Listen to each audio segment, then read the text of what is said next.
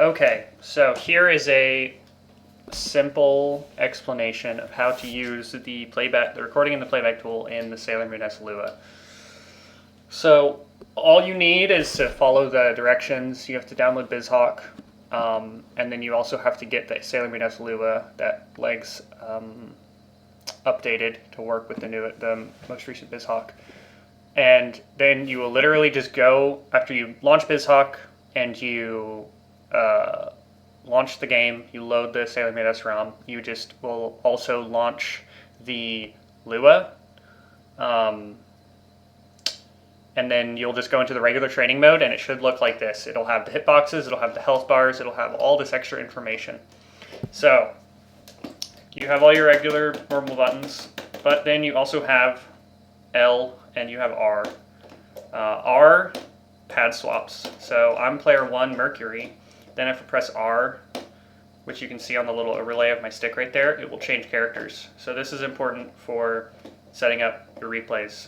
So I'm just going to make Mars throw snakes because I want to practice my guard cancel timing.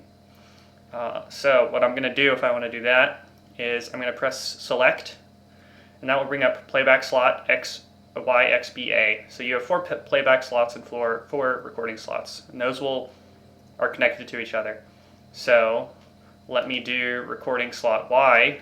So when I press the Y button, or the A button or whatever I just pressed, it hasn't started yet. It won't start recording until I give it an input. So let's give it snake. So I made it do snake. Now I'm going to press select again, and that will cancel the recording. So I just recorded Mars doing snake. Now I'm going to press select again and press the same button I pressed before. So I pressed the B button before. So I'm going to press the B button, and then I'm going to press select, and now Mars will just keep throwing snake until I press select, or I press select again. So if you want to turn off the recording or do a different recording, you just have to press R to pad swap back to the character you recorded it with, and then you'll be able to select a different one, or you'll be able to cancel it or continue playing the one that you were just playing. So yeah, it's very simple, but it works. So you would just do this for any character you want to practice guard canceling stuff on. So let's go back, and then let's do Mercury, and let's do Jupiter.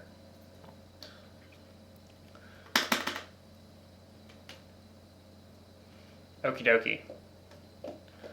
So let's be Jupiter, and let's push Mercury into the corner. Now this recording setup does not work perfectly with every move. So because of this, so what I mean is that the characters will, oh my god, my microphone's so crazy. Characters will keep moving after they do the recording thing, which is kind of an annoying thing. So they don't always snap back to their original spot where they do it, the way it does in other recordings for like recording and playback training stuff for other fighting games, and for Uncle Punch especially. So let me click back on this. So I'm Jupiter. I'm gonna do a recording slot, and then I'm going to jump and throw a coconut, and then I'm going to stop it. Well, actually, I should probably do a different one because I just messed that one up. Let's do a right one. I'm so bad. I just have to hold it. So she's throwing that, and she's landed.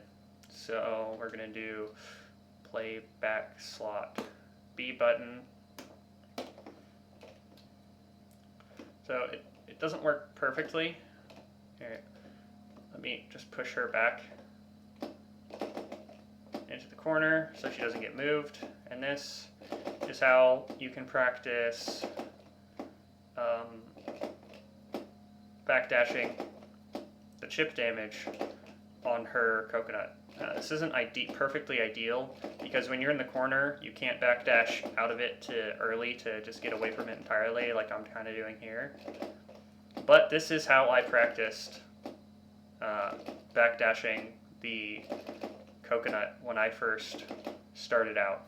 So yeah, this is how you use the training lua. There's a lot of other stuff you can do with it that's probably more complex, but for the most simple stuff, this is what you would do.